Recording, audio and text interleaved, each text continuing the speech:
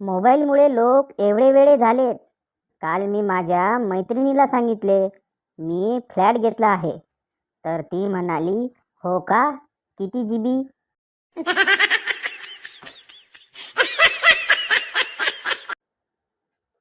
2 महिने झाले कोकणात जावे असे वाटत होते, पण आता कोकणच इकडे आल्यासारखे वाटत आहे.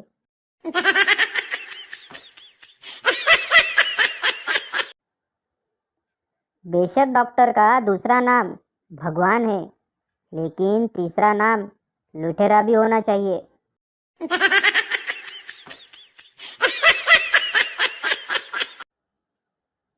आई म्हणते खोटं बोलायचं नसतंय.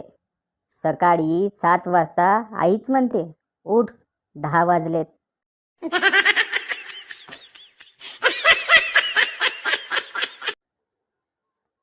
आजही मला तो कठीण काळ आठवतो, जेव्हा मी 1 GB नेट महिनाभर वापरायचो.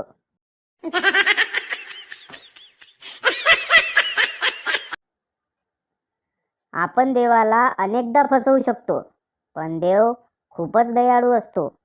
त्या प्रत्येक फसवणुकीबद्दल तो आपल्याला शिक्षा देत नाही. तो एकदाच आपलं लग्न लावून देतो.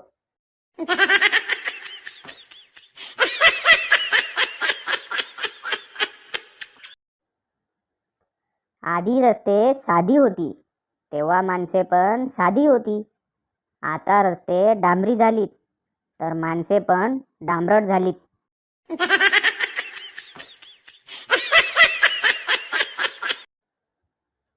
नुसतं फक्त मुलांना शाळेला सुट्ट्या देऊन काय उपयोग?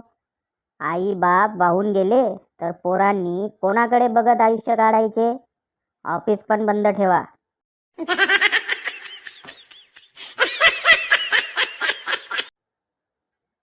भारताची लोकसंख्या आता एकाच गोष्टीने रोखली जात आहे, ती म्हणजे शाळेची फी.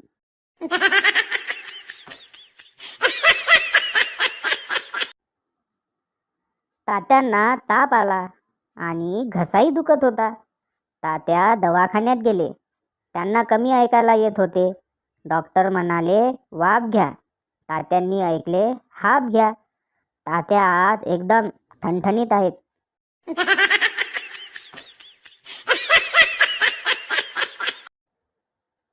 80% मिटलेली भांडणं एका वाक्यामुळे पुन्हा होतात. मी असतो तर ऐकून घेतलंच नसतं.